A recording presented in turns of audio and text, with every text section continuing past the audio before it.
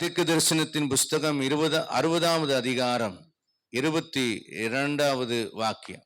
ஏசாயா 60வது அதிகாரம் 22வது வாக்கியம்.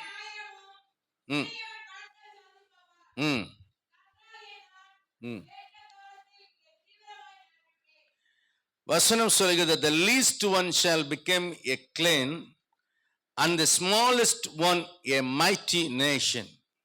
I am the Lord, in its time I will hasten it என்று வாசிக்கிறோம். லீஸ்ட் என்று எழுதப்பட்ட வார்த்தை எண்ணிக்கையிலே குறைவானவன் அல்லது அற்பமானவன் அல்லது பலவீனமானவன் என்று அர்த்தம். இன்னைக்கு உங்களுடைய வீட்டில் உங்கள் குடும்பத்தில் அற்பமாய் போய்விட்ட ஒரு விஷயங்கள், சில நேரம் உங்கள் பிள்ளைகளை நீங்கள் பெருசாக நினச்சிருப்பீங்க, அவங்க திடீர்னு அற்பமானவங்களாக மாற்றப்பட்ட ஒரு நிலையாக உங்களுடைய மனது உணரக்கூடும். நீங்கள் பெரிதாக நினைத்து கொண்டிருந்த ஒரு காரியம் திடீரென்று அதை மட்டம் தட்டப்பட்டு சின்னதாக போனது போல தோன்றும். ஆனால் தேவன் சொல்லுகிறார், அவனை நான் 1000 நான் மாற்றப் போகிறேன். பலத்த ஜாதிங்கிறத விட ஒரு தேசமாய் நான் மாற்றுவேன். ஒரு ஜாதி தேசம் என்று ஒண்ணுதான் நேஷன்ஸ். ஒரு தேசத்தை போல ஒரு உயர்ந்த ஜாதியாக நான் மாற்றுவேன் என்று கர்த்தர் சொல்கிறார். God can do anything for anyone, anytime and anywhere. தேவன் எதை வேண்டுமானாலும் யாருக்கானாலும் எந்த காலத்திலும் எதையும் செய்ய வல்லவர். இதுதான் கீவேர்டு. இன்னைக்கு கீவேர்டு என்னன்னா, உங்களுக்கு சொல்லக்கூடிய ப்ராஃபட்டிக் வேர்டு என்ன, ரேமா வேர்டு என்னன்னா, தேவன் எந்த காலத்திலும் யாருக்காகிலும் எவருக்காகிலும் எந்த நிலையிலும் எந்த காரியத்தையும் செய்ய வல்லவர். இதுதான் இன்னைக்கு கருத்தாய் உங்க மனசுல பதிக்க வேண்டிய the message from God. தேவனிடத்திலிருந்து உங்களுக்கு கொடுக்கப்பட்ட தேவ வார்த்தை. கர்த்தருடைய பரிசுத்தமான நாமத்திற்கு மகிமை. யோபு 42:2 சொல்லுகிறது, தேவனில் செய்ய நினைப்பது தடைபடாது, தேவனால் கூடாத காரியம் ஒன்று உண்டோ? எரேமியா 32:17 சொல்லுகிறது, உம்மால் செய்யக்கூடாத காரியம் ஒன்றும் இல்லை. லூக்கா 1:37 சொல்லுகிறது, தேவனால் கூடாத காரியம் ஒன்றும் இல்லை. மத்தேயு 19:26 சொல்லுகிறது, for nothing is impossible with God. லூக்கா 18:27 சொல்லுகிறது, மனுஷனால் கூடாததுதான் தேவனால் எல்லாம் கூடும். மனுஷனால் கூடாததுதான் தேவனால் எல்லாம் கூடும். என் அன்புக்கான தேவ பிள்ளைகளே, இந்த திரு வார்த்தைகள் தேவன் எதை வேண்டுமானாலும் யாருக்கு வேண்டுமானாலும் எந்த காலத்திலேயும் எங்கேயும் செய்ய வல்லவர். மறுபடியும் சொல்கிறேன், தேவன் எதை வேண்டுமானாலும் யாருக்கானாலும் எந்த காலத்திலும் எந்த இடத்திலும் செய்ய வல்லவர். இதை மறக்கவே கூடாது. சொல்லுங்க பார்க்கலாம்.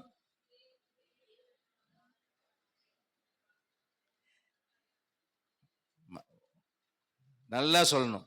தேவன் எதை வேண்டுமானாலும் யாருக்கானாலும் எந்த காலத்திலும் எந்த இடத்திலும் செய்ய வல்லவர். அல்லேலூயா. யூடியூப்ல இருக்கும், நீங்க போய் மறுபடியும் திரும்ப கேட்டுக்கொள்ளுங்க, நேரம் விரைவா போகிறது. வேதம் சொல்லுகிறது, ஏன் அப்படி வேதம் ஆண்டவரை பற்றி சொல்லுகிறது?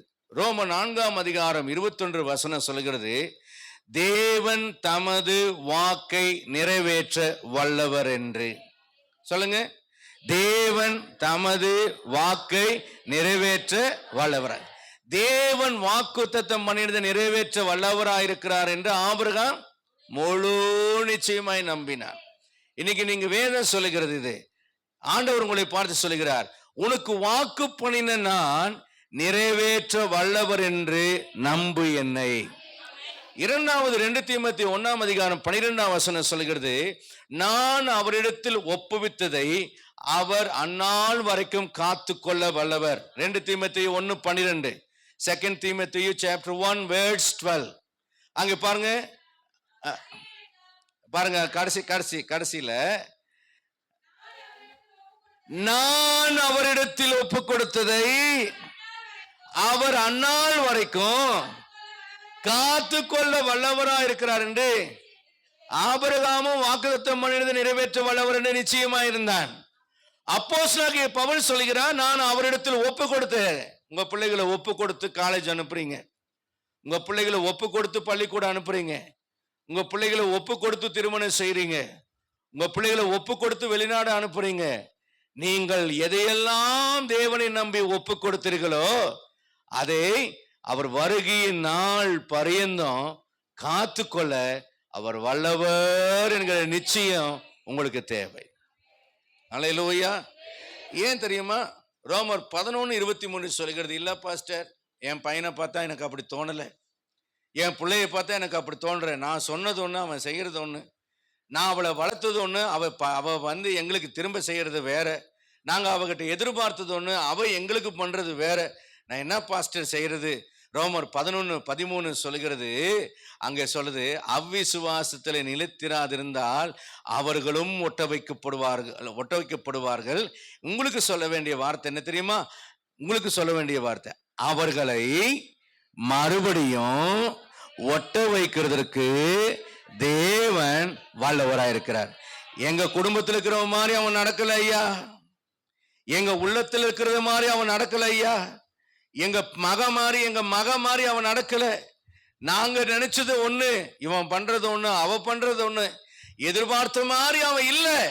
கர்த்தர் சொல்கிறார், அவனை மறுபடியும் உன் குடும்பத்தோட ஒட்ட வைக்கிறதுக்கு, உங்களுடைய இருதயத்தில் இருக்கிற நினைவுகளின் திட்டங்களின்படி அவனை மனசு மாத்துறதுக்கு, அவனை சரிபடுத்துவதற்கு, அவனை விலக்கி தூரமா ஓட விடாம அவனை மறுபடியும் கூட்டி சேர்த்து உன் அண்டைக்கு திரும்ப கொண்டு, எப்படி பிசாசு மனசை வஞ்சிச்சு கெடுத்தானோ அந்த தெளிவை கொடுத்து, அந்த மயக்கத்திலிருந்து விலக்கி, அந்த பைத்தியத்திலிருந்து விலக்கி, அந்த புத்தீனத்திலிருந்து விலக்கி, பிள்ளைக்கு நல்ல தெளிவை கொடுத்து, அந்த இளைய குமாரன் மீதும் தகப்பனை தேடி மறுபடியும் வந்தது போல தன் மனம் போன போக்குல போக விடாம திரும்ப கொண்டு வந்து உன் குடும்பத்தோட ஒட்ட வைக்க கர்த்தர் வல்லவர்னு சொல்றார்.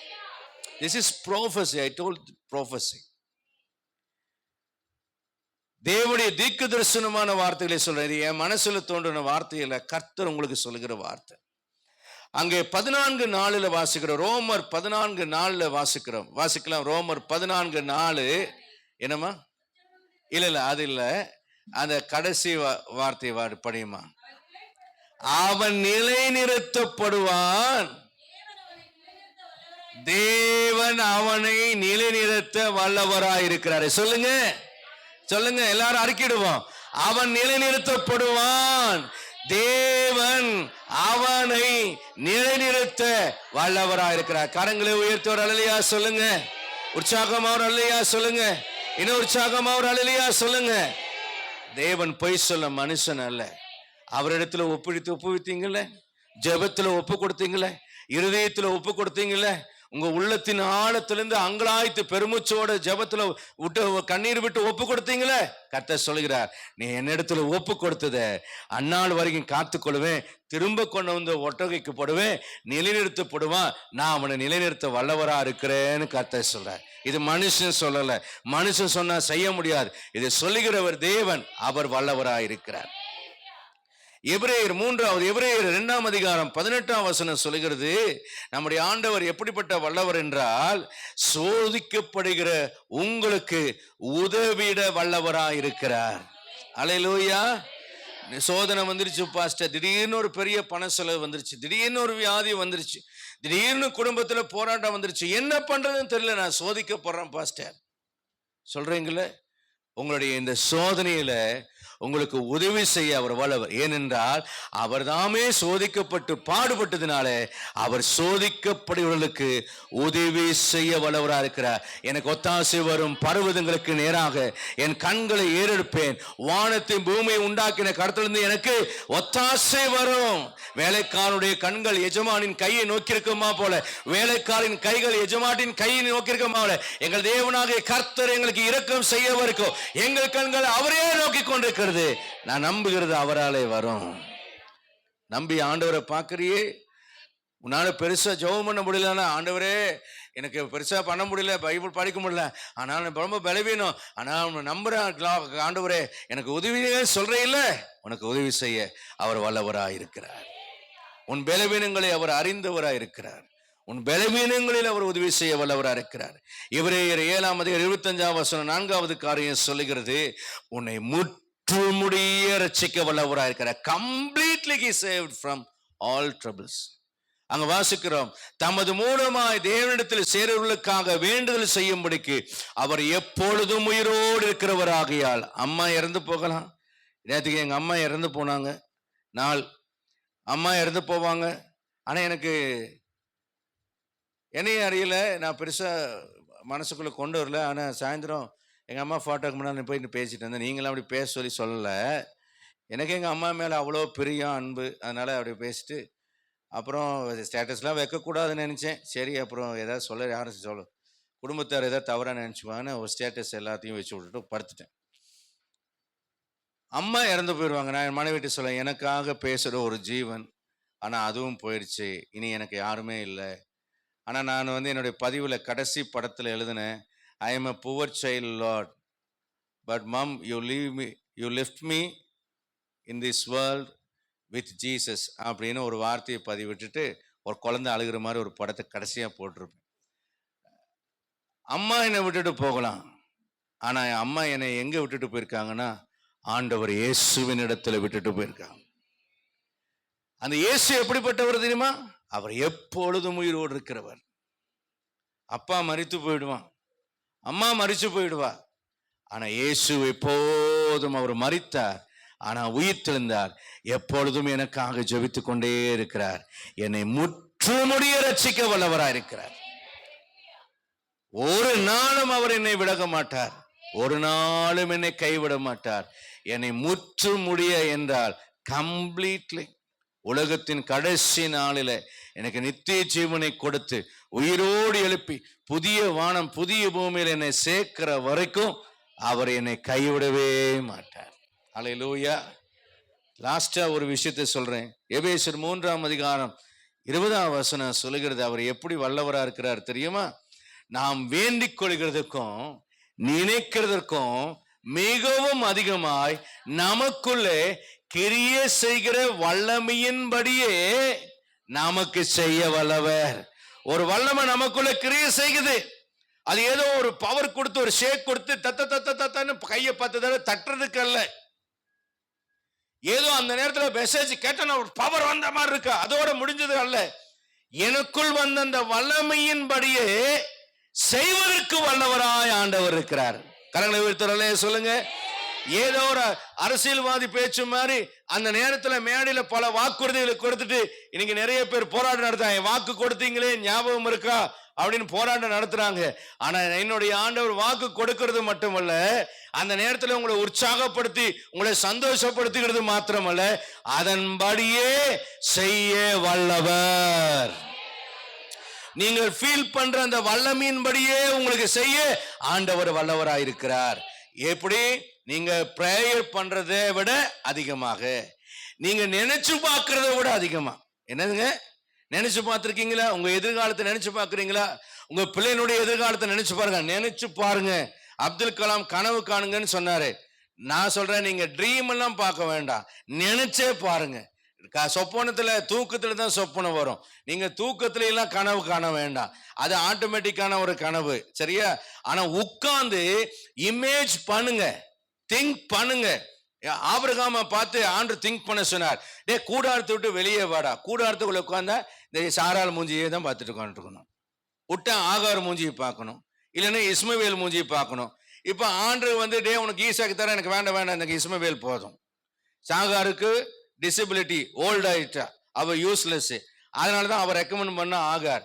இப்ப ஏதாவது ஒரு பிசிக்கல் நீட்னா எனக்கு ஆகார் இருக்கா, எனக்கு ஃபியூச்சர் நீடுனா எனக்கு இஸ்மவேல் இருக்கான், எனக்கு எதுக்கு ஈசாக்கு அப்படின்னு நிறைய பேர் உட்கார்ந்துட்டு இருக்கிறீங்க. இல்ல, ஆண்டவர் சொல்றாரு, கூடாரத்துக்குள்ள உட்கார்ந்தா குறுகுன ஆளா உட்கார்ந்து இருப்ப, வெளியே வாடா, என்னுடைய கூடாரத்துக்குள்ள வா. என் கூடாரத்தை மேல பாரு. ஆண்டருடைய வானம் என்கிற கூடாரத்தை பார்த்தான், நட்சத்திரங்களை பார்த்தான். நட்சத்திரத்தை என்ன முடியுமா? உன் சந்ததி இந்த மாதிரி இருக்கும் அப்படின்னா ஜஸ்ட் நாட் நியூமரிக்கல ஆண்டவர் மீன் பண்ணி சொல்லல, எண்ணிக்கையே ஆண்டவர் குறிப்பிட்டு சொல்லல.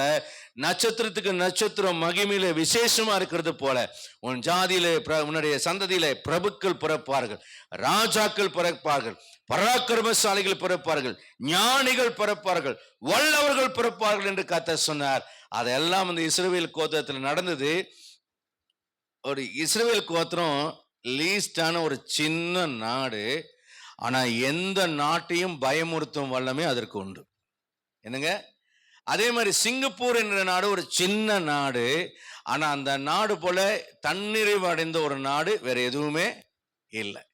என் அன்புக்குரிய அருமையான கர்த்தருடைய பிள்ளைகளே, நம்முடைய ஆண்டவர் நாம நினைக்கிறதை விட அதிகமாய் நமக்கு செய்ய அவர் வல்லவராயிருக்கிறார். ஆமா, என்ன சொன்னேன்?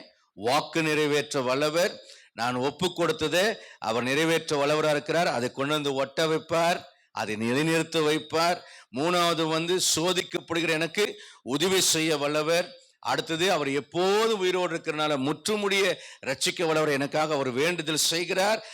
எபேசியர் 3:20 விட, நான் வேண்டுகிறத விட, நான் நினைக்கிறத விட, மை இமேஜினேஷன் விட, அதை விட அவர் அதிகமா எனக்கு செய்ய வல்லமையை எனக்குள்ளே கிரியை செய்கிறார். இப்ப கர்த்தருடைய நாமத்துக்கு மகிமையா இருக்கணும். ஏசாயா 43:13 சொல்கிறது, ஆண்டவர் சொல்றாரு, நான் செய்ய நினைக்கிறதை தடுப்பவன் யார்? வாசிங்க அந்த வசனத்தை. அங்க வாசிக்கிறோம், நான் செய்கிறதை தடுப்பவன் யார்? என் கைக்கு தப்புவிக்கத்தக்கவன் இல்லை, நான் செய்கிறதை. தானியேல் 4:35 வாசிக்கிறோம், அவர் கையை தடுத்து என்ன செய்கிறீர் என்று யாராவது கேட்க முடியுமா? தானியேல் 4:35 படிங்க பாருங்க. இதை சொல்றது யார் தெரியுமா? நேபுகாத் நேச்சார் என்கிற ஒரு ராஜா சொல்றான். அவன் என்ன சொல்றான்? பூமியின் குடிகள் எல்லாம் ஒன்றுமில்லை என்று எண்ணப்படுகிறார்கள். அவர் தமது சித்தத்தின்படியே வானத்தின் சேனையும் பூமியின் குடிகளையும் நடத்துகிறார். யாரு? நேபுகாத் நேச்சார் என்கிற உலகத்தையே கலக்கின ஒரு மகா சக்கரவர்த்தி சொல்றான். ஹிட்லர் மாதிரியான ஒரு ஆள் சொல்றான். அமெரிக்க அதிபதி மாதிரியான ஒரு ஆள் சொல்கிறான். குடிகளை, பூமியின் குடிகளையும் வானத்தின் சேனைகளையும் அவருடைய சித்தத்தின்படி நடத்துகிறார். அவருடைய கையை தடுத்து அவரை நோக்கி என்ன செய்கிறேன் என்று சொல்றதுக்கு எவனுமே இல்லைன்னு ஒரு ராஜா சொல்றான். ரெண்டாவது பாத்தீங்கன்னா ஏசாயா 66:9 சொல்றாரு, பிரசவிக்க பண்ணுகிற நான் பிரசவத்தை தடுப்பேனோ, பிரசவிக்க பண்ணுகிற நான் பிரசவத்தை தடுப்பேன். அந்த வசனத்தை படிங்க. பெறச் செய்கிறவராகி நான் பெறச் செய்யாமல் இருப்பேனோ, பிரசவிக்க பண்ணுகிறவராகி நான் பிரசவத்தை தடுப்பேன். அப்படின்னா ஒரு விஷயத்தை உங்களுக்கு நடக்கிறதுக்கு நான் தடை செய்வனான்னு கர்த்தர் கேட்கிறார். அல்லேலூயா. வயிற்றில் இருக்கிற குழந்தை வெளியே வர்றதுக்கு நான் தடை செய்யாதவன் போல உன்னுடைய ஆசீர்வாதங்களை நீ கர்ப்பம் தரித்திருக்கிறார், உன் நம்பிக்கைகளை கர்ப்பம் தரித்திருக்கிறார், என் வார்த்தைகளை நீ கர்ப்பம் தரித்திருக்கிறார். அதை பெறச் செய்யாமல் நான் தடை செய்ய மாட்டேன், அதை நிறைவேறும்படி செய்வேன் என்று கர்த்தர் சொல்கிறார். மூன்றாவது மீகா 2:13 வாசிக்கிறோம், தடைகளை அவர் நீக்குகிறவராக உங்களுக்கு முன்னே அவர் செல்கிறவராக இருக்கிறார். நமக்கு எல்லாரும் நல்லா தெரிந்த வசனம். நான்காவது காரியம் 1 சாமுவேல் 14:6 பார்க்கிறோம். அங்க யோனத்தான் தன் ஆயுததாரிகிட்ட சொல்றான், கொஞ்சம் பேரை கொண்டாகலும், நிறைய பேரை கொண்டாகலும், அநேகம் பேரை கொண்டாகலும் ரட்சிக்க கர்த்தருக்கு தடை இல்லை. அல்லேலூயா. கர்த்தர் நமக்காக ஒரு காரியம் செய்வார். அது கொஞ்சம் பேரா இருந்தாலும் சரி, அநேகம் பேரா இருந்தாலும் சரி, ஆண்டவருக்கு ரட்சிப்பதற்கு ஆண்டவருக்கு தடை இல்லை என்று சொல்லுகிறார். கர்த்தருடைய நாமத்திற்கு மகிமை உண்டாவதாக. ஆதியாகமம் 11:6 ஒரே ஒரு காரியத்தை தான் கர்த்தர் தடுப்பார்.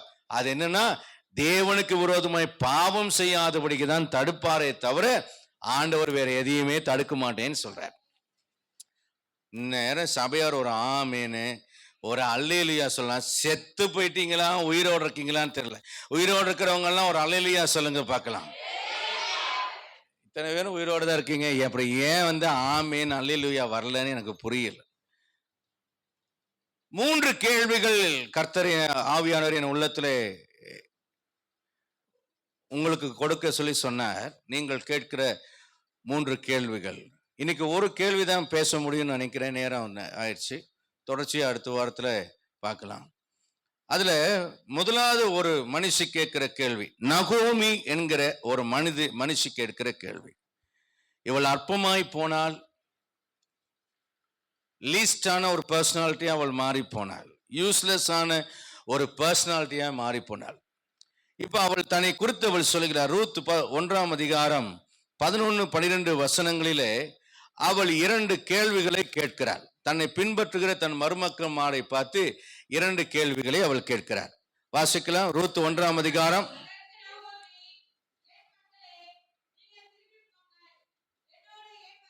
இப்ப பாருங்க, அவ கேட்கிற கேள்வி என்ன? என்னோடு ஏன் என் பின்னால வர? சொல்லுங்க பார்க்கலாம். உங்க பிள்ளைகளை பார்த்து கேட்பீங்களா, ஏன்டா இன்னும் என் பின்னாலேயே வர? எங்க அம்மா சொல்லுவாங்க, கல்யாணம் ஆயிடுச்சு ஆனாலும் நாங்க எங்க அம்மா பின்னால் போனோம், எல்லாம் உங்க பொண்டாடி பின்னால போங்கடா, என் பின்னாலேயே வரீங்க அப்படின்னு எங்க அம்மா சொல்லுவாங்க. எங்க அம்மா கட்டில சுத்தி நாங்க உட்கார்ந்துக்கொள்வோம். அப்போ எங்க அம்மா சொல்ல, உங்க பொண்டாடி பின்னால போங்கடா, என் பின்னாலே ஏன்டா வர்றீங்க? அதே போல நாங்க கல்யாணம் ஆகிறதுக்கு முன்னாலேயும் எங்க அப்பா பின்னால போக மாட்டோம். எங்க அம்மா எங்க இருக்கிறாங்களோ நாங்க 4 பேரும் எங்க அம்மாவோட கட்டில சுத்தி உட்காந்துக்குவோம். எங்க அப்பா தனியா உட்காந்துருப்பார். ஆனா பிள்ளைகளாக நாம் ரொம்ப ஓர வஞ்சனை பண்றோம். வயசான நாளுக்கெல்லாம் அப்பாவை என்ன செய்யறதுலாம் கண்டுக்கிறதே கிடையாது. ஆனா அவரு திட்டுவாரு, அவர் சண்டை போடுவாரு, அவர் சரியில்லை, அவர் முரட்டுத்தனமா இருப்பாரு, அவர் அது இதுவே தான் பேசுவாரு. அதனால பிள்ளைகளுக்கு மேக்சிமம் பார்த்தீங்கன்னா அம்மாவை தான் ரொம்ப ரொம்ப பிடிக்கும். இப்போ ரேராக இப்போ நிறைய அப்பா அம்மாரெலாம் கொஞ்சம் சேஞ்சாக இருக்காங்க, அதனால கொஞ்சம் அப்பா அம்மாரு பிடிக்குது. ஆனால் அந்த அந்த நாட்களில் வந்து அப்பானாலே ஒரு மிலிட்ரி மேனுடைய ரோல் தான், போலீஸ்கார மாதிரி தான் அவங்க இருப்பாங்க. வயசான காலத்தில் நிறைய வீட்டில் நீங்கள் பார்த்தீங்கன்னா அப்பா பார்த்தீங்கன்னா தனியாக தான் இருப்பார்.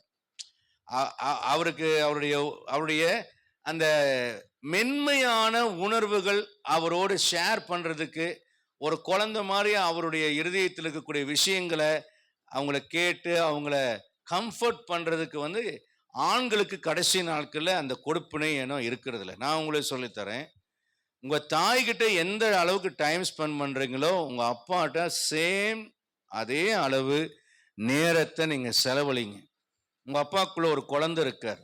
ஏன்னா நானும் ஒரு அப்பாவாக இருக்கிறனால சொல்கிறேன், என் பிள்ளைங்க என்னை நல்லா கொஞ்சுவாங்க, அவங்க அம்மாவை விட என்னை அதிகமாக கொஞ்சுவாங்க, என்னை நல்லா செல்லமாக வச்சுருக்காங்க. அது அது அது என் வீட்டில் ஓகே.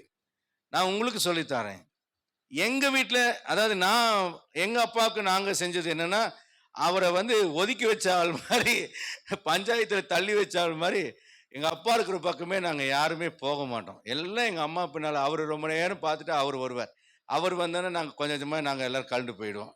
என்னடா இந்த பிள்ளைங்க எந்திரிச்சு போகிறாங்களேன்னு அவர் பாவம் அப்புறம் தனியாகவே போய் உட்காந்துக்குவார். ஸோ எதுக்கு நான் சொல்ல வரேன்னா, அந்த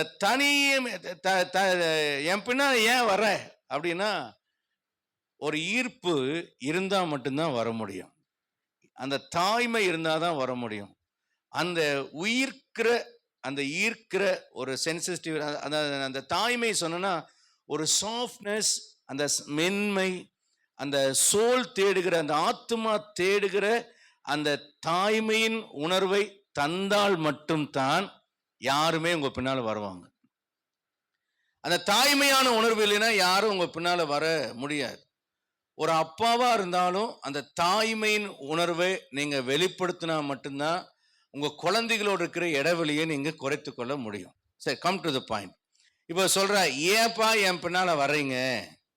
அவ அடுத்தது 12ஆம் வசனத்துல படிங்க.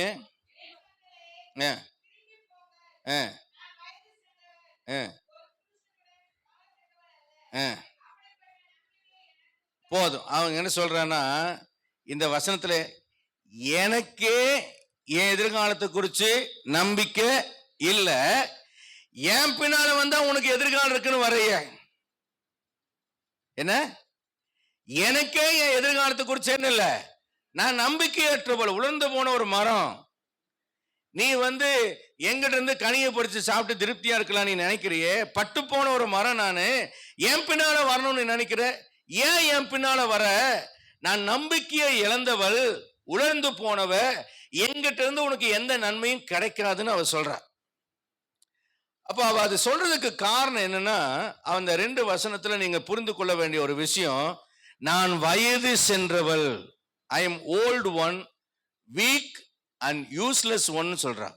வயது சென்றவளுடைய அடையாளம் என்னன்னா, வயது சென்றவங்க பலவீனமா இருப்பாங்க. அவங்கள ஒரு அண்டா தண்ணி தூக்கிட்டு வா, ஒரு குடம் தண்ணியை தூக்கிட்டு வா, வீடு கூட்டு, இதெல்லாம் சொல்லவே முடியாது. அவங்கள ஒரு ஈச்சேரில் உட்கார வச்சு வேலை கரெக்டாக சாப்பாடு கொடுத்து அதில் கண்கண்ணாடி எங்கே வச்சாங்கன்னு அவங்களுக்கு தெரியாது. அவங்களுக்கு டாய்லெட் போனா வழி கொழுந்துருவாங்க, ஒரு ஆள் கையை பிடிச்சிட்டு போகணும். செருப்பு இந்த கால் இருக்கிற செருப்பு அந்த காலம், அந்த கால் இருக்கிற செருப்பு இந்த கால் மாறி போடுவாங்க. சோ நம்பிக்கை அந்த பலவீனமாக பிரயோஜனமற்றவளாக நான் இருக்கிறேன். ரெண்டாவது அவர் சொல்றா, I don't trust my self. நான் என்னையே நான் நம்பவில்லை, என் மேலேயே எனக்கு நம்பிக்கை இல்லை.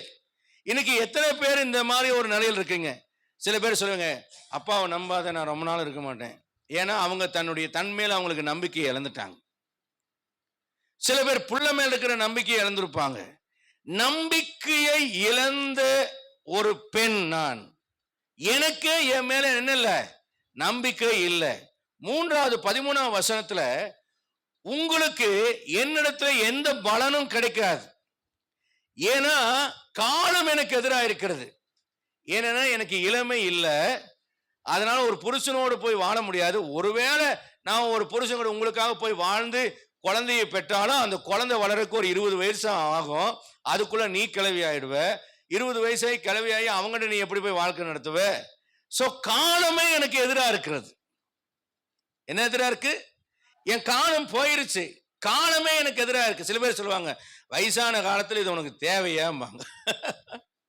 சில விஷயங்கள் நம்ம ஏதாவது செஞ்சோம்னா என்ன பார்த்து சொல்லுவாங்க, நான் ஏதாவது தூக்கினேன், மனைவி தான் முதல்ல வந்து நீ டிஸ்கரேஜ் பண்ற ஆள்னா, இங்க பாருங்க 56 வயசாச்சு, என்ன வாலிபனா நீங்க, எதுக்கு இப்படி ஆடுறீங்க, சும்மா வரமாட்டீங்க அப்படின்னு எனக்கு கோபமா வரும். என்ன சின்ன பையனாட்ட அதட்டுற நீ அப்படின்னு மனைவி கிட்ட நான் சண்டை போடுவேன்.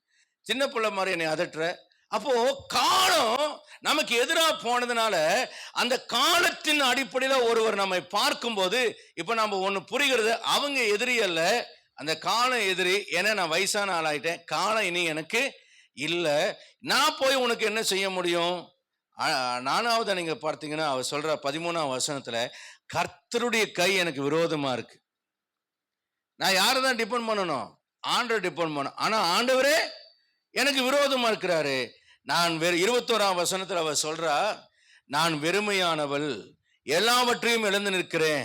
20ஆம் வசனத்தை சொல்றா, என் வாழ்க்கையில சந்தோஷமோ இனிமையோ ஒரு ஆசீர்வாதமோ இருக்குன்னு சொல்றதுக்கு எதுவுமே இல்லை. நான் மிகவும் மன நொந்து கசந்து போன நிலைமையில் இருக்கிறேன். நான் மாறாளா இருக்கிறேன், கசப்பானவளா இருக்கிறேன். எங்கிட்ட இருந்து இனிமையான காரியங்கள் எதுவுமே இல்லை. நானே என் ஆத்மாவில் கசந்து கொண்டிருக்கிறேன். என் பின்னால வரணும்னு நீங்க சொல்றீங்களே மக்களே, என் பின்னால ஏன் வர்றீங்கன்னு நகோமி. இந்த நகோமி யாருன்னா நீங்க தான் அந்த நகோமி. அல்லேலூயா.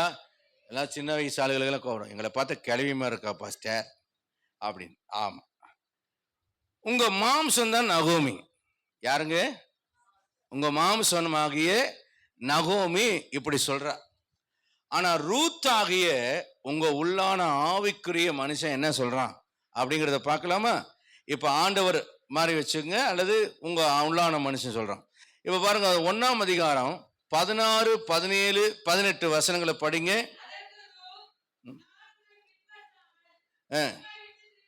நான் உம்மை பின்பற்றாமல் உம்மை விட்டு திரும்பி போவதை குறித்து என்னோடு பேச வேண்டாம்.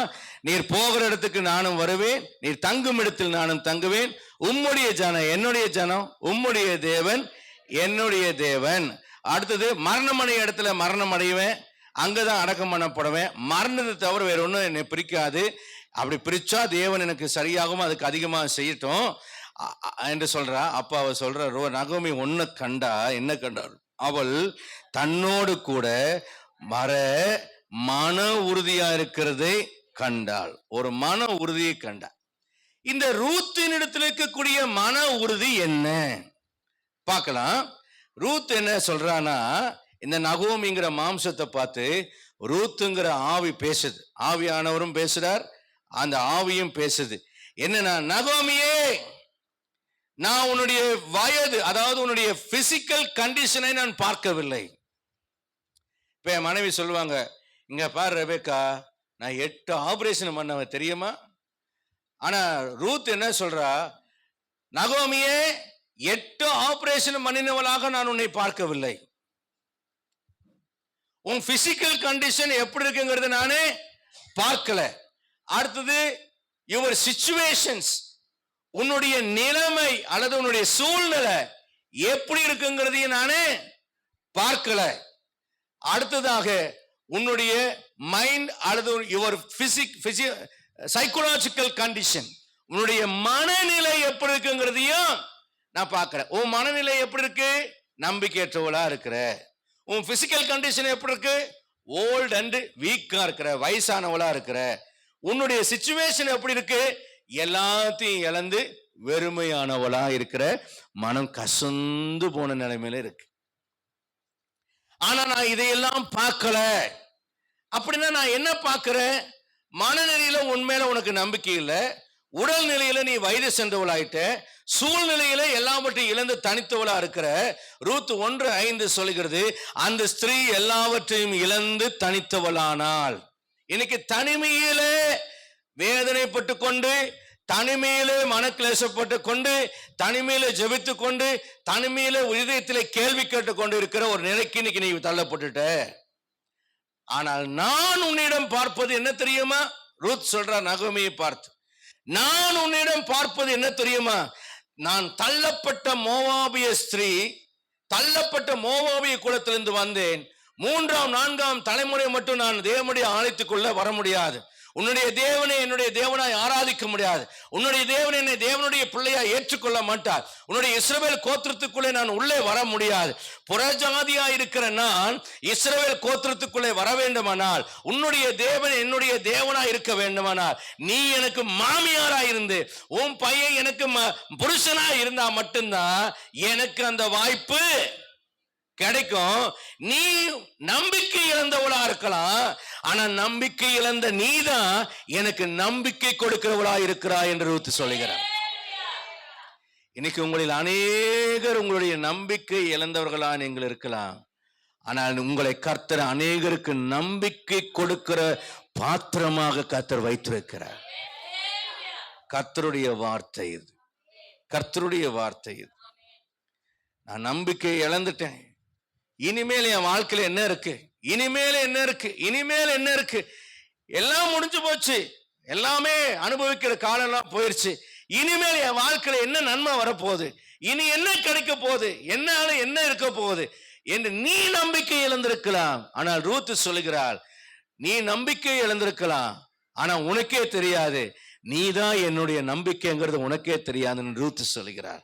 நீ நம்பிக்கையற்றவளாக நீ இருந்தாலும் எங்களுக்கு நம்பிக்கை கொடுக்கக்கூடிய ஒரு பாத்திரம் நீதான், நீதான் எங்களுடைய நம்பிக்கை என்று சொல்லுகிறார். அருமையான தாயே, அருமையான தகப்பனே, நான் என்ன வாழ்க்கை வாழ்ந்திருக்கேன்? நான் ரொம்ப யூஸ்லெஸ்ஸா நான் இருந்துட்டேன். என் வாழ்க்கையில நிறைய வாழ்க்கை நேரங்களை நான் தொலைச்சிட்டேன். என்னெல்லாம் நீங்க புலம்புறீங்களா? கர்த்தர் சொல்கிறார், இல்ல, நீ யூஸ்லெஸ் இல்ல. இன்னும் உன்னுடைய சந்ததிக்கு, இன்னும் உன்னை நம்பியிருக்கிற ஒரு கூட்டம் இருக்கிறது. இன்னும் உன்னை நம்பியிருக்கிற இந்த உலகத்தில் வெளியே அநேக மக்கள் இருக்கிறார்கள்.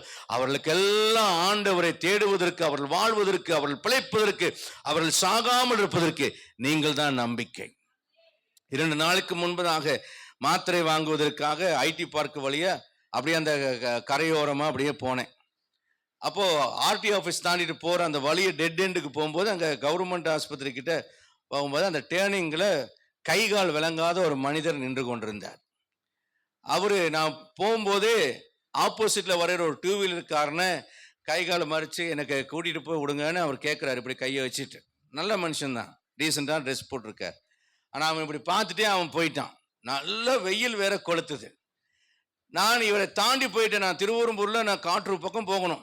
நான் இவரை தாண்டி போயிட்டேன். ஆனாலும் மனசாட்சி சொல்லிச்சு, இந்த மனிதனை யார் வந்து கூட்டிட்டு போவா? இந்த வெயில நிற்கிறார், பஸ்ஸு வராது, யாரும் கூட்டிட்டு போகலைன்னா இவர் இங்கேயே தான் இருக்கணும், கை கால் ஊனுமான். நான் ஏன் இவருக்கு ஒரு நம்பிக்கை கொடுக்கக்கூடாது? வண்டியை நான் திருப்பினேன். எங்கே போகணும்னு கேட்டேன். போலீஸ் காலனி அண்ணா நகர் போகணும்னு சொன்னார்.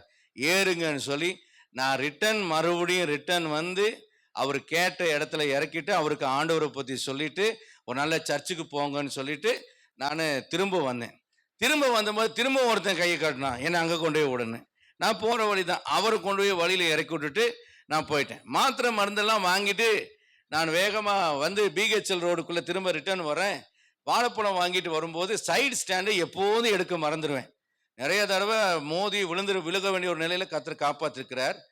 சைடு ஸ்டாண்டர்ட் எடுக்கல ஒருத்தன் வேகமாக என் பின்னால் வண்டியை வரட்டிட்டு வரேன். நான் பயந்துட்டேன், எவனா அவன் ரவுடியா எவனோ இதை தெரியல, இந்த மாதிரி வேகமாக வரான்னு டக்குன்னு எனக்கு ஸ்ட்ரைக் ஆச்சு. ஒருவேளை நம்ம சைடு ஸ்டாண்ட் எடுக்கலையோன்னு இப்படி கீழே பார்க்கணும், சைடு ஸ்டாண்டை எடுக்கல. அப்போ சைடு ஸ்டாண்டு எடுத்துட்டு அவன் அப்படியே கிட்ட வந்து ஸ்லோவாயிட்டு அவன் மூஞ்சில ஒரு பெரிய ஆசுவாசம். பாருங்க, ஒருத்தனுக்கு நான் நம்பிக்கை கொடுத்த போது இன்னொருவன் எனக்கு நம்பிக்கை தருகிறான். நீங்கள் நம்பிக்கை இழந்தவர்களா இருக்கலாம், ஆனால் அநேகருக்கு நீங்க நம்பிக்கை கொடுக்கிறவங்களா இருக்கீங்க. நீங்க அப்படி செய்யும் போது எத்தனையோ பேர் அப்படி ஆசீர்வதிக்கப்படுகிறார்கள். அதுல இருந்து தொடர்ந்து 3 நாளா சைடு ஸ்டாண்டர்ட் எடுக்காம போறேன். பாக்குறவங்கள என்னை கூப்பிட்டு ஸ்டாண்ட் எடுங்கன்னா, சார் ஸ்டாண்ட் எடுங்க, அங்கிள் ஸ்டாண்ட் எடுங்கன்னு எனக்கு சொல்றாங்க. தேவன் நம்பிக்கையாக நம்முடைய வாழ்க்கையில் இருக்கிறார். நீங்க நம்பிக்கை இழந்திருக்கலாம், ஆனால் உங்களை நம்பிக்கையின் பாத்திரமாக கர்த்தர் வைத்திருக்கிறார் என்பதை நீங்க மறந்து விடக்கூடாது. இரண்டாவதாக ரூத் என்ன சொல்கிறான்னா, 1ஆம் அதிகாரம் 5ஆம் வசனத்துல, நீங்க தனிச்சு இருக்கலாம், எல்லாத்தையும் இழந்து, எல்லா மக்களையும் இழந்து, எல்லாத்தையும் நீங்க தனித்து விட்டுட்டு நீங்க தனியா இருக்கலாம். ஆனா என்ன மாதிரி தனியா இருக்கிற ஒரு பெண்ணுக்கு உங்க பின்னால வந்தா, உங்க தேவன் என் தேவன், உங்க ஜனம் என் ஜனம், நீங்க தனியா இருந்தாலும் எங்களுக்கு உறவுகளை கொடுக்கக்கூடிய ஒரு இனமாய் நீங்கள் இருக்கிறீர்கள். சொல்லுங்க பார்க்கலாம். நீங்க தனியா இருந்தாலும் எங்களுக்கு உறவுகளை கொடுக்கிற ஒரு இனமாய் கர்த்தர் உங்களை வைத்திருக்கு. அல்லேலூயா. உங்க வாழ்க்கையில முழுவதும் நீங்க தனிமையிலேயே கழிச்சிருக்கலாம், ஆனா மற்றவங்க யாரும் தனியா இருக்கிறதுக்கு நீங்க விடாதபடிக்கு கர்த்தர் உங்களை எல்லாருக்கும் உறவாய் வைத்திருக்கிறார். உங்களை பிடிக்காதவங்களே இருக்காது, உங்களுக்கு பழக்கமில்லாத ஆட்களே கிடைக்காது. வசனம் சொல்லுகிறது, நீர் எனக்கு தயவு செய்யும் போது நீதிமான்கள் என்னை சூழ்ந்து கொள்வார்கள். அல்லேலூயா. நீங்க எல்லா உறவுகளும் உங்களை தள்ளி இருக்கலாம், ஆனா நீங்க எல்லாருக்கும் உறவா இருக்க கர்த்தர் உங்களை ஆசீர்வதிக்கிறவரா இருக்கிறார். மூன்றாவதாக நாம வாசிக்கிறோம்,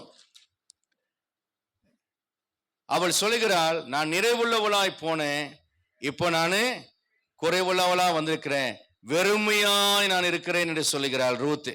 அப்போ ஆண்டவர் அங்கே சொல்றாரு, நான் உண்மை. அந்த வசனத்தை படிங்க. எத்தனாம் வசனமா? 21ஆம் வசனத்தை படிங்க. நான் நிறைவுள்ளவளாய் போனேன், வெறுமையாய் திரும்பி வர பண்ணினார். கர்த்தர் என்னை சிறுமைப்படுத்தி என்னை கிளேசப்படுத்தி விட்டார். என்னங்க? சிறுமைப்படுத்தி என்னை கிளேசப்படுத்தி விட்டார். நீங்க நிறைவா இருந்தேன், இப்ப நான் வெறுமையா இருக்கிறேன். ஆனா இப்ப நகோமி என்ன சொல்றான்னா, நீங்க நிறைவில்லாமல் வெறுமையாய் இருக்கலாம், ஆனால் வெறுமையை நிறைவாய் மாற்றும் தேவனாலே என்னை நிரப்ப முடியும். ரூத் சொல்றா, நீங்க ஆராதிக்கிற ஆண்டவர் எப்படிப்பட்டவர் தெரியுமா? வெறுமையை நிறைவாய் மாட்டுகிற தேவன். யார்கிட்ட இருக்காரு? உங்ககிட்ட இருக்காரு. நான் உங்க பின்னால வந்தானா என்னுடைய வெறுமையெல்லாம் அவர் நிறைவாய் மாற்றி விடுவார். நல்ல உற்சாகமான அல்லையா சொல்லுங்க. நிறைவாய் மாற்றுவார். யோபை வெறுமையாய் பிசாசு மாற்றினான், ஆனால் தேவன் இரட்டிப்பாய் அவனுக்கு தந்தார். யாக்கோபு வெறும் கோலும் கையுமாய் வெறுமையாய் போனான், ஆனால் அவனை பரிவாரங்களுக்கு தேவன் அதிபதியாய் மாற்றினார். அல்லேலூயா. எபேசியர் 1ஆம் அதிகாரம் 23ஆம் வசனம் சொல்கிறது, எல்லாவற்றையும் எல்லாவற்றாலும் நிரப்புவதற்கு அவர் தலையானவராக சபைக்கு காணப்படுகிறார். அல்லேலூயா. இன்னைக்கு நான் வெறுமையா இருக்கிறேன், நான் போய் யாருக்கு உதவி செய்ய முடியும்? நானே காசு இல்லாம இருக்கேன், இதுல வேற எனக்கு 500 ரூபாய் ஜிபே அனுப்புங்கன்னு சொன்னா நான் எங்கிருந்து போய் அனுப்புறது அப்படின்னு யோசிக்காதீங்க. தேவன் உங்களை, நீங்க வெறுமையா இருக்கிற மாதிரி இருக்கலாம், ஆனா என்ன மாதிரி ஆளையெல்லாம் நிரப்புற ஆளா கூட வச்சிருக்காரு. நல்ல ஒரு அல்லேலூயா சொல்லுங்களே. உற்சாகமா ஒரு அல்லேலூயா சொல்லுங்க. இன்னும் உற்சாகமா ஒரு அல்லேலூயா சொல்லுங்க. உங்க பார்வைக்கு தான் நீங்க வெறுமையா இருக்கிறீங்க, ஆனால் எல்லாவற்றையும் எல்லாவற்றால் நிரப்புகிறவர் உங்களோடு இருக்கிறார். ரோமர் 4ஆம் அதிகாரம் 17ஆம் வசனத்தை படிங்க. ரோமர் 4:17, இல்லாதவர்களை இருக்கிறவர்களாக அழைக்கிற கர்த்தர். உங்ககிட்ட நீங்க இல்லைன்னு நீங்க பாக்குறீங்கல்ல, ஆண்டவர் அவைகளை எல்லாம் இருக்கிறதாக அழைக்கிறார். பணம் இல்லைன்னு பாக்குறீங்க, அந்த பணம் இருக்கிறதா பாக்குறார். பரிசுத்தம் இல்லைங்கிறீங்க, அந்த பரிசுத்தத்தை கர்த்தர் அங்கே கொண்டு வருகிறார். ஐயோ நான் லாய்க்கில்ல நினைக்கிறீங்க, உங்களை உபயோகமான பாத்திரமாக தேவன் ஆசீர்வதிக்கிறார். அல்லேலூயா, அல்லேலூயா, அல்லேலூயா. கர்த்தர் உங்களை சிறுமைப்படுத்தவில்லை, கர்த்தர் உங்களை பிறரை பெருமைப்படுத்தும் பாத்திரமாக வைத்திருக்கிறார். நீங்கள் நிறைய அவமானப்பட்டிருக்கலாம், நீங்க நிறைய இடங்களில் தாழ்த்தப்பட்டிருக்கலாம், குட்டப்பட்டிருக்கலாம், ஒடுக்கப்பட்டிருக்கலாம், ஆனால் அப்போஸ்தலனாகிய பவுல் சொல்கிறார், எங்களை தேவன் கடைசியானவர்களாக என்ன பண்ணினார்?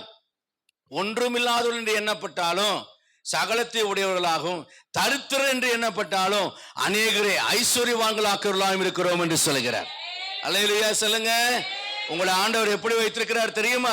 சிறுமைப்பட்டவர்களாக நீங்கள் கருதினாலும் உங்களுக்கு பின்னால வருகிற எல்லாரையும் பெருமைப்பட வைக்கிறவர்களாக கர்த்தர் உங்களை வைத்திருக்கிறார். அன்னை தெரசா பத்தி படிச்சேன், ஏற்கனவே சொல்லியிருப்பேன் நம்புகிறேன். ஒரு ஐஸ்வர்யவான்கிட்ட போய், நான் நடத்துகிற இந்த ஆர்ஃபனேஜில் இருக்கிற அந்த அனாதை குழந்தைகளுக்கு ஏதாகலும் கொடுங்கள் என்று கேட்டாங்களாம். கொடுக்கணுமா அப்படின்னு சொல்லிட்டு அவங்க கையை நீட்டினாங்களாம், காரி துப்புனாராம்.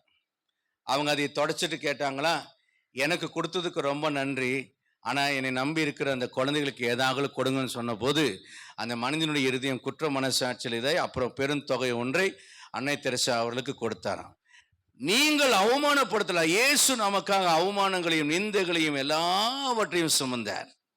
சிறுமைப்பட்டவர் என்றும் தேவனால் அடிபட்டவர் என்றும் வாதிக்கப்பட்டவர் என்று எண்ணினோம். நம்முடைய அக்கிரமங்களை எல்லாம் பிதாவாகிய தேவன் அவர் மேல் போட்டார். அதனால அவர் எல்லாவற்றையும் இழந்து தம்மைத்தாமை வெறுமையாக்கி அடிமையின் ரூபம் எடுத்து மனுஷ சாயலாய் மாறி நமக்காக நம்மை ஒப்பு கொடுத்தார். இதனால அவர் நம்முடைய தரித்திரத்தை மாற்றும்படி அவர் நமக்காக தரித்திரா மாறினார். நம்ம ஐஸ்வர்யங்களா மாற்றுக்காக அவர் தரித்திரா மாறினார். இப்ப ஆண்டவர் சொல்லுகிறார், என்ன சொல்றார் தெரியுமா? நீ ஒடுக்கப்பட்டிருக்கிறாய், சிறுமைப்படுத்தப்பட்டிருக்கிற, வெறுமையா போனேன்னு சொல்லியா, நீ அநேகரை ஐஸ்வர்யங்களா மாற்றுகிற ஆசீர்வாதத்தை நான் உனக்குள்ள வைத்திருக்கிறேன் என்று ஆவியானவர் சொல்கிறார். இந்த காலை வழியில உங்களையே மட்டம் தட்டி கொண்டு வந்தீங்களா? உங்க உள்ளத்துல ஒரு தாழ்வு மனப்பான்மையோடு வந்துறீங்களா? கர்த்தர் சொல்லுகிறார், இனி நீ வெறுமையானவளோ சிறுமையான ஒரு நபரோ அல்ல, அநேகரை பெருமைப்படுத்தக்கூடிய நிரப்புகிற ஒரு நபராக நான் உங்களை ஆசீர்வதிக்கிறேன் என்று கர்த்தர் சொல்கிறார். அல்லேலூயா. 1 ராஜாக்களின் புஸ்தகம் 17ஆம் அதிகாரம் 8-9 வசனத்தை நீங்க படிச்சு பார்த்தீங்கன்னா, அங்கே சாரிபாத் ஊர் விதவையின் இடத்திற்கு தேவன் எலியாவை அனுப்பினார். இந்த நகோமி ஒரு விதவை மற்றும் வயதான ஒரு விதவை மற்றும் இழந்து போன விதவை மற்றும் தன்னுடைய நம்பிக்கையை கூட இழந்து போன ஒரு விதவை, ரெண்டாவது அவளுக்கு சோறு அடுத்த வேலை எங்க கிடைக்கும்னு கூட தெரியாத ஒரு விதவை, அவளை ஃபாலோ பண்ணனா. சில நேரத்தில் நம்ம யோசிப்போம், இது எவ்வளவு ஒரு மடத்தனமான காரியம். மூத்த மருமக நினைச்சிட்டே போயிருப்பா, புத்தி கெட்டவ இந்த கிளவி பின்னால போறா, இத்தனை நாளா அவ கூட வாழ்ந்து நம்ம பட்ட பாடு பத்தாதா, நல்ல வேலைப்பா, நான் என்னை போக விட்டா, நான் வேற கல்யாணம் பண்ணி குழந்தை குட்டி பத்தி நல்லா வாழ போறேன் அப்படின்னு நினைச்சிட்டு அவ வழியில் நினைச்சிட்டே குதிச்சுட்டே போயிட்டு இருந்திருப்பா, சந்தோஷமா ஆடி இருப்பா. அடுத்து வரப்போற புருஷன் எப்படி இருப்பான் அப்படி இருப்பான்னு சொல்லிட்டு அவ சந்தோஷமா அவ ஜனத்தண்டைக்கு போயிட்டு இருந்திருப்பா. ரூத்தை திட்டிகிட்டே போயிட்டு இருப்பா, முட்டாள் போல, ஒழுங்கா வந்து நல்லா வாழ்ந்துருக்கலாமே, அனுபவிக்க தெரியல, புத்தி கெட்டவ, இப்படி ஒரு வாழ்க்கையை தேர்ந்தெடுத்துட்டாளேன்னு சொல்லிட்டு திட்டிட்டு போயிருப்பா. ஆனா தேவன் நம்முடைய வாழ்க்கையில உயர்வடைவதற்கு அற்பமான காரியங்களை தான் கர்த்தர் பயன்படுத்துகிறார். 1 கொரிந்தியர் புஸ்தகம் 1ஆம் அதிகாரத்தை நீங்க படிச்சு பாருங்க. 1 கொரிந்தியர் புஸ்தகம் 1ஆம் அதிகாரத்துல அந்த வழக்கமா வாசிப்பேன் 21 வசனமா, எத்தனாம் வசனமா, 27ஆம் வசனம். ஞானிகளை வெட்கப்படுத்தும்படிக்கு ஆண்டவர் எதை தெரிந்து கொண்டார்? பைத்தியத்தை. அடுத்தது பலமுள்ளதை வெட்கப்பட பலவீனமானத, உள்ளவர்களை அவமாக்க இல்லாதத, இழிவா இருக்கிறத, அற்பமா எண்ணப்பட்டதை தான் தெரிந்து கொண்டார். இப்ப நான் இழிவானவன் சொல்றீங்களா, நீங்க தான் ஆண்டருக்கு வேணும். நான் அற்பமா என்னப்பட்டேன்னு சொல்றீங்களா, நீங்க தான் ஆண்டுக்கு வேணும். எங்கிட்ட என்ன பாஸ்டர் கிட்ட எங்கிட்ட எதுவுமே இல்லை பாஸ்டர் அப்படிங்கிறீங்களா, இல்லாத உன்னதான் எனக்கு வேணும். பாஸ்டர் நான் லூசு பாஸ்டர், நான் பைத்தியம் பாஸ்டர். ஒரு பையன்கிட்ட நான் பேசினேன், பாஸ்டர் நான் வந்த மாறுவேங்கிறீங்களா, நான் வேஸ்ட் பாஸ்டர், நான் மாற மாட்டேன் பாஸ்டர் அப்படின்னு அவன் சொன்னான். டே நீ தான் எனக்கு வேணும், உன்னதான் ஆண்டவர் தேடுறாரு, வாடான. ஐயோ பாஸ்டர் நான் மாறவே மாட்டேன் பாஸ்டர்னா. இல்லடா நீ மாறவே வேண்டாம்டா, நீ வந்தா போதுடா, நீ தானே வேணும். அவங்ககிட்ட நான் அப்படி பேசினேன், வர சொன்னா வரலாம். அவன் இன்னைக்கு யாருன்னு சொல்ல விரும்பல, ரொம்ப க்ளோஸா இருப்பான் அவன். ஒரு ஒரு ஒரு மயக்கத்துல சிக்கல்ல மாட்டிருக்கான். சரி அதை அப்படி போட்டோம். ஆனா தேவன் எதை தெரிந்து கொண்டா? இழிவானது. ஐயோ என் கூட நின்று பேசாதீங்க, யாராவது பார்த்தா உங்களை தப்பா நினைப்பாங்க. ஆனா ஆண்டுக்கு தேவை இழிவான நீதான் வேணும், அவமானப்படுகிற நீதான் வேணும், அற்பமா எண்ணப்பட்டுக்கிற நீதான் வேணும், பைத்தியமா இருக்கிற நீதான் ஆண்டவருக்கு வேணும்னு சொல்றாரு. பெரிய எலியா ஒரு மாபெரும் தீர்க்கதரிசி. இப்ப நான் தான் எலியான்னு வச்சுக்கொள்ளுங்களேன். ஒருவேளை நானா இருந்திருந்தேன்னா, அதனாலதான் நான் இல்லைன்னு நினைக்கிறேன். நானா இருந்திருந்தேன்னா ஆண்டவர் சாரிபாத் ஊர்ல ஒரு விதவைக்கு கட்டளையிட்டு இருக்கிறேன், நீ போய் சோறு சாப்பிடு அப்படின்னா எனக்கு செம டென்ஷன் ஆயிருக்கும். என்ன ஆயிருக்கும்? எனக்கு செம டென்ஷன் ஆயிருக்கும். ஏன்னு கேக்குறீங்களா? அந்த காலத்துல இந்த சமூகத்துல ரொம்ப தள்ளி வைக்கப்பட்டவங்க, ஏழ்மை நிலையில் இருக்கிறவங்க, வாழ்வதற்கே நம்பிக்கையற்ற நிலைமையில் இருக்கிறவங்க யாருன்னா விதவை. அந்த வீட்டுல கணவன் இல்லைன்னா சோறு தனியா அந்த பொண்ணுக்கு கிடைக்கவே கிடைக்காது. அப்ப அந்த விதவை தான் சமூகத்திலேயே மகா தரித்திரம் பிடிச்சவ. இப்ப நான் ஆண்டுகிட்ட கேட்பேன், என்னை போஷிக்க எவனும் கிடைக்கலையா உனக்கு? அந்த ஏழை வீட்டுக்கு போய், தரித்திரம் பிடிச்ச வீட்டுக்கு போய் நான் எனத்தை திம்பனாமா அப்படின்னு ஆண்டுகிட்ட கேட்டிருக்கணும். ஆனா ஆண்டவர்கிட்ட அவர் கேட்கல. ஒரு மாபெரும் வல்லமை உள்ள ஒரு தேவ மனிதனை ஒன்றுமே இல்லாம, அடுத்த வேளை சாப்பாட்டுக்கு வழி இல்லாம இருக்கிற கொஞ்சம் என்ன இருக்கிற பெண்ணை தெரிந்து கொண்டுதான் அங்க போய் நீ சாப்பிட்றா, அவளுக்கு நான் அவகிட்ட பேசியிருக்கேன், அவ மூலியமா நீ ஆசீர்வதிக்கப்படுவேன்னு சொல்றான். இப்ப சாரிபாத் ஊர் விதவைக்கு தன்மேலேயே நம்பிக்கை இல்லை, அவ ஒரு விடோ. அடுத்தது இதை சாப்பிட்டு பஞ்சத்துல நம்ம செத்து போவோம், வருங்காலத்தை குறித்து எந்த விதமான எண்ணமும் இல்லாத, நம்பிக்கை இல்லாத ஒரு பெண். அவளுக்கு கர்த்தருடைய வார்த்தையும் வெளிப்படவில்லை, கர்த்தரும் வெளிப்படல. அவகிட்ட எலியா வருகிறார். இவளை தெரிந்து கொண்டாரே என்று எலியா வருத்தப்படல. ஏனென்றால் நம்முடைய ஆண்டவர் இல்லாதவைகளை இருக்கிறவர்களாக அழைக்கிறவர். ஒரு அலையிலையா சொல்லுங்க. அதனால என்னைக்குமே பெருசா பார்க்காதீங்க. என்னங்க? பெருசா பார்க்காதீங்க. சாமுவேல் கிட்ட ஆண்டு ராஜாவா தெரிந்து கொண்டானோன்னு உன்னை மூத்தவனை பார்த்தான். அவன் அப்படியே நெஞ்செல்லாம் நிமித்தி காலையிலேருந்து சொல்லிட்டு இருக்கான், அடுத்து நான் தான்டா ராஜா, சவுலுக்கு பதிலா நான் தான் ராஜான்னு கண்ணாடி முன்னால மேக்கப் எல்லாம் போட்டிருக்கான். அடுத்தவன் சொல்றான், ஒருவேளை அவன் இல்லைன்னா அடுத்து நான் தான்டா. மூணாவது சொல்றான், அவன் இல்லைன்னா நான் தான்டா. அடுத்தடுத்து ஐயோ ஆண்டவரை இவனா இருக்கக்கூடாது, நானா இருக்கணும்னு இந்த 7 பேரும் வரிசையா நினைச்சிட்டு உட்காந்துருக்கான். இப்போ சாமுவேல் வந்தோடனே மூத்தவனை பார்த்தா சரீர வளர்ச்சி, முகத்தோட்டத்தையும், ஆஜான பாகுவையும், கையில ஆர்ம்ஸ் எல்லாம், மஸ்ட் பைசப்ஸ் எல்லாம் பயங்கரமா இருக்கு. 8 பேக்ஸ் எல்லாம் சும்மா அப்படியே சட்டை பட்டன் எல்லாம் கழட்டி விட்டு போர்ச்சேவன் இல்லையா, அப்படியே 8 பேக்ஸ் எல்லாம் அப்படி காமிக்கிறார். எல்லாம் 6 பேக் இருக்கும், இவருக்கு 8 பேக்ஸ் எல்லாம் இருக்கு. அப்படியே பறந்த நெஞ்சு. ஏன்னா சவுல் அப்படிதான் கர்த்தர் தெரிந்து கொண்டாருன்னு சாமுவேல் டிக்ளேர் பண்ணார். அதனால இவர் நல்ல பஸ்கி கிஸ்கி எல்லாம் எடுத்து நல்லா சாப்பிட்டு கேட்டு சும்மா பெருசா வச்சிருக்கார். ஆனா ரிஜெக்ட் அப்படின்ட்டார். அப்போ முதல்ல அவன் ரிஜெக்ட் பண்ண, ரெண்டாவது ரொம்ப சந்தோஷம். அவனை ரிஜெக்ட் பண்ண, மூணாவது ரொம்ப சந்தோஷம். அவனை ரிஜெக்ட் பண்ண, 4வது சந்தோஷம். 5வது நம்பவே முடியல, ஐயோ நானா 4 பேரை தள்ளிட்டான், அவனையும் தள்ளிட்டான். 6வது நம்பிக்கை இழந்தவன், அவனுக்கு ஒரு பயங்கர சந்தோஷம். 7வது நினைச்சா கண்டிப்பா நீ எவன மேலடா வீட்டுல நான் தான் நினைச்சா பாருங்க, வச்சாரு ஆண்டவர் அவனுக்கு ஒரு இது, நீயும் இல்ல போடா. இப்ப சாமுவேலுக்கு ஒண்ணுமே புரியல. என்ன 7 பையனை வச்சிருக்கிறான் ஈசாயி, 7ஐயும் தள்ளி விட்டாரு. இனி யார போய் தேடு? ஏப்பா ஏதாவது சைட்ல வெப்பாடி கிப்பாடி வச்சு ஏதாவது, அப்பா சகஜம் தானே, ஏதாவது பெத்து வச்சிருக்கிறியா என்னமா தெரியல, சொல்லப்பா கிதியோன் மாதிரி ஏதாவது மாதிரி யாராவது ஆள் இருக்காங்களா தெரியலையே அப்படின்னு கேட்கும் போது, இன்னும் ஒருத்தன் இருக்கான், அவனு மேல எனக்கு அவ்வளவா ஒரு பிடிமானம் இல்லை, யூஸ்லெஸ், அவனை ஒதுக்கி வச்சிருக்கிறான், வீட்டுல ஆடு மேய்ச்சிட்டு இருக்கிறான், அவனை வர சொல்லியா. வரான். அவன் சின்ன பையன், சிவந்த மேனியும் அழகான ரூபம், சின்ன பையனா இருக்கான், நல்ல வாலிப பையன், நல்ல இப்படி கொஞ்சம் வாலிப பையன், சின்ன பையன், ஒரு 20-21 வயசு. பார்க்குறாரு, இவன் தான் எழுந்து அபிஷேகம் பண்ணுங்கிறாரு. சாமுவேலுக்கு கண்ணை நம்ப முடியல. உத்து பார்க்குறாரு கிழவர், இவனா? ஆமா இவன் தான். இவன் முகத்தோட்ட சரீர வளர்ச்சியெல்லாம் பார்க்காத, தேவன் முகத்தை அல்ல இருதயத்தை பார்க்கிறார். நீ விதவையா பார்க்கிற, விதவை கிட்ட என்ன இருக்குன்னு பார்க்கிற, ஆனா விதவையினுடைய உள்ளத்துல என்ன இருக்குன்னு ஆண்டு பார்க்கிறார். பஞ்சத்துல தண்ணி கொண்டு வான்னு அவ எங்க போய் கண்டுபிடிச்சு தண்ணி எடுத்துட்டு வந்திருப்பா. தண்ணி கொண்டு வான்னு சொன்னோன்னு உடனே கொண்டு வந்தால, அதுதான் இருதயம். ஒரு அடையை கொண்டு வான்னு சொன்னோன்னா உடனே சின்ன அடையை பண்ணிட்டு வந்தாரு, இருதயம். தேவன் நீ விதவையான்னு பார்க்கல, நீ ஏழையான்னு பார்க்கல, நீ பைத்தியமான்னு பார்க்கல, நீ இழிவானவனான்னு பார்க்கல, அற்பமா இருக்கிறியான்னு பார்க்கல, உதவாத ஆளா இருக்கியான்னு பார்க்கல, ஆனா அவன் உள்ளத்தை கர்த்தர் பார்க்கிறார். அல்லேலூயா. பார்த்தவர் சொன்னார், நீ தான் எனக்கு வேணும். இன்னைக்கு ரூத்து சொன்னா நகோமியை பார்த்து, நீ தான் மாமியாரே வேணும், உன் ஜனம் என் ஜனம், உன் தேவன் என்னுடைய தேவன், நீ இருக்கிற இடத்துல நானும் இருப்பேன், வாழுவேன், நீ மறிக்கிற இடத்துல நானும் மறித்து அடக்கம் பண்ணப்பட. இன்னைக்கு ஒரு தீர்மானம் எடுங்க. ஆண்டவரே, நீர் தான் எனக்கு வேண்டும்.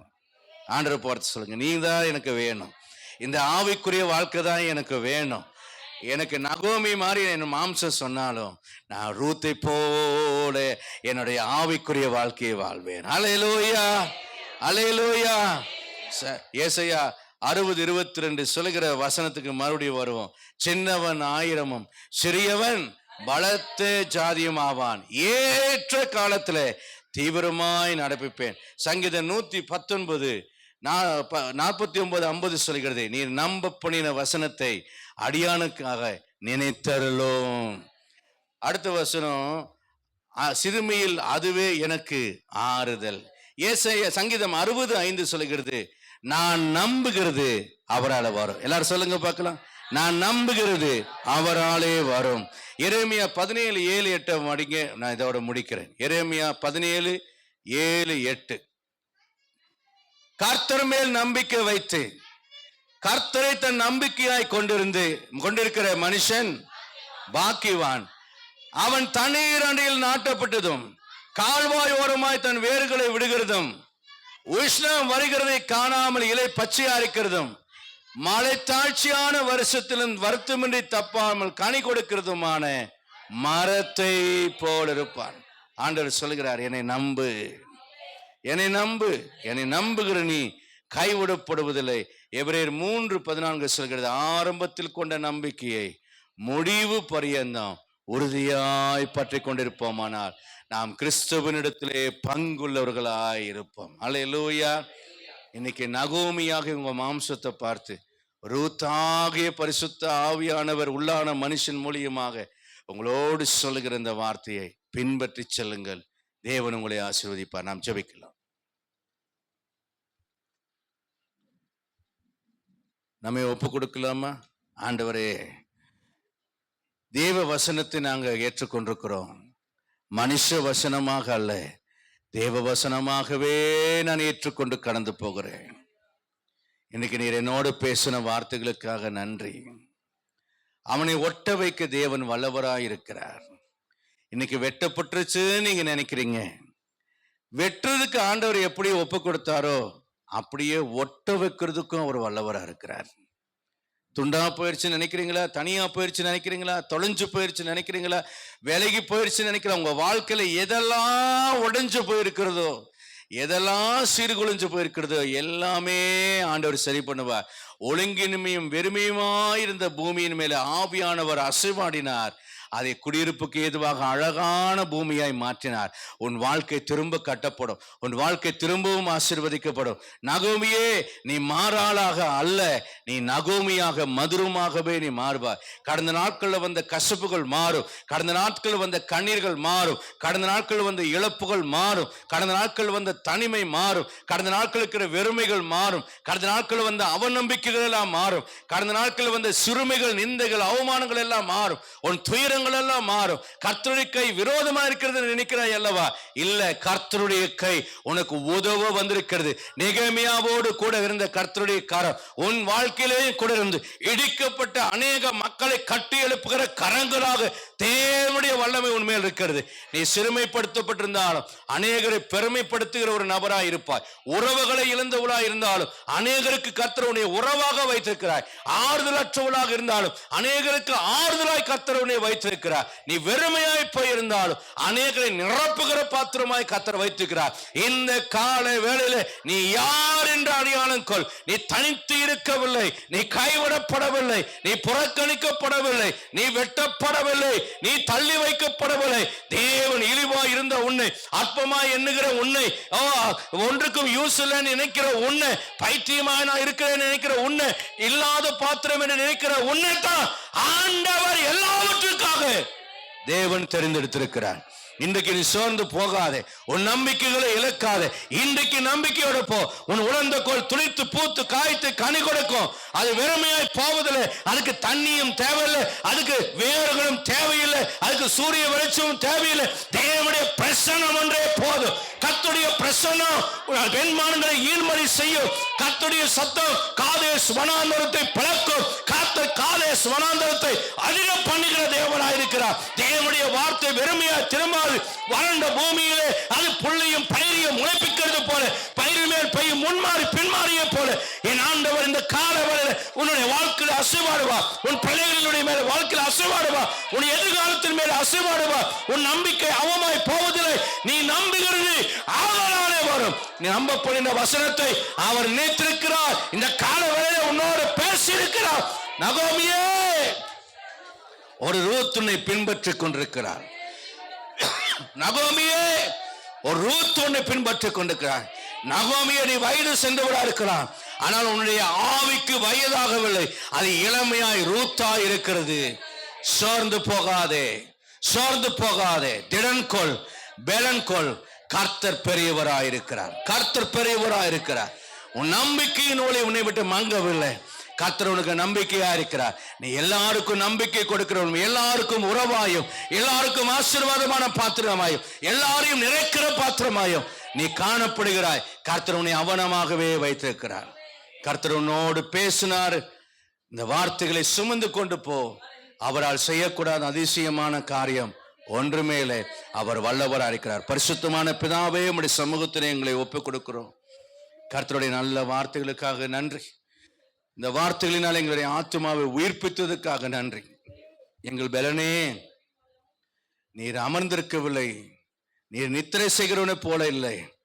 பராக்கிரமசாலியை போல் விழித்துக் கொண்டு பயங்கரமான பராக்கிரமசாலியா எங்களோடு கூர்ந்து நீர் ஆராய்ந்து முடியாத அதிசயங்களையும், எண்ணி முடியாத அதிசயங்களையும், ஆராய்ந்து முடியாத காரியங்களையும், எண்ணி முடியாத அதிசயங்களையும் செய்து ஆச்சரியமான காரியங்களை எங்களுக்கு செய்கிற தேவனா இருக்கிறேன். இந்த காலவெளியில் நம்முடைய ஜனங்களோடு நீர் பேசின இந்த வார்த்தைகளை அவருடைய வாழ்க்கையில உறுதிப்படுத்தி அவர்களை ஆசீர்வதியும். அவருடைய சந்ததி சந்தானங்களை ஆசீர்வதியும்.